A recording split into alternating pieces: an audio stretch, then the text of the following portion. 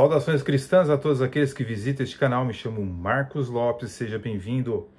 Porque Jesus disse aos seus discípulos que pregassem apenas a Israel, né? No começo do seu ministério, Jesus enviou os seus discípulos por todo Israel para pregar a mensagem do reino de Deus. Ordenou-lhes que pregassem apenas para os judeus e não para os gentios, ou seja, os não-judeus, ok? Ou samaritanos, que eram meio-judeus. Jesus disse o seguinte: não ireis aos gentios, nem entrareis em cidades de samaritanos, mas ide ante as ovelhas perdidas da casa de Israel, e indo pregai, dizendo: é chegado o reino dos céus, conforme o evangelho, conforme escreveu São Mateus capítulo 10, versículos 5 a 7. Porque só os discípulos tiveram permissão para pregar aos judeus?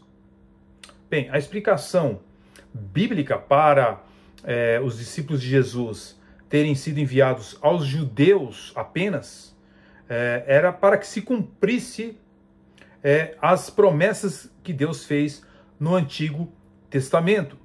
Segundo as Escrituras, os filhos de Israel deveriam ser os primeiros a ouvir a mensagem do reino de Deus. Jesus era o seu Messias. Ele e os discípulos proclamaram que o reino predito no Antigo Testamento estava próximo. Ele era o rei legítimo dos judeus e, como rei, estava enviando os seus mensageiros para anunciarem o seu reino. Não que esse reino fosse exclusivamente judaico. Jesus havia prometido a inclusão de não-judeus.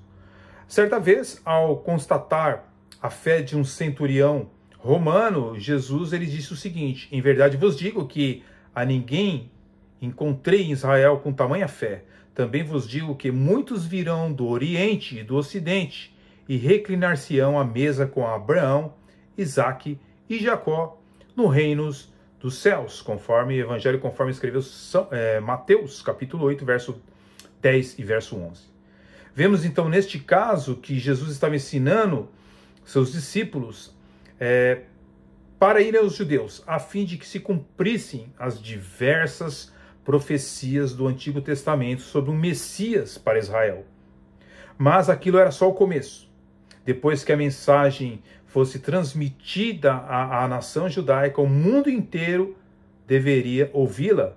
Tempos mais tarde, Jesus disse aos seus discípulos: portanto, ide, fazeis discípulo de todas as nações, conforme Mateus capítulo 28, versículo 19.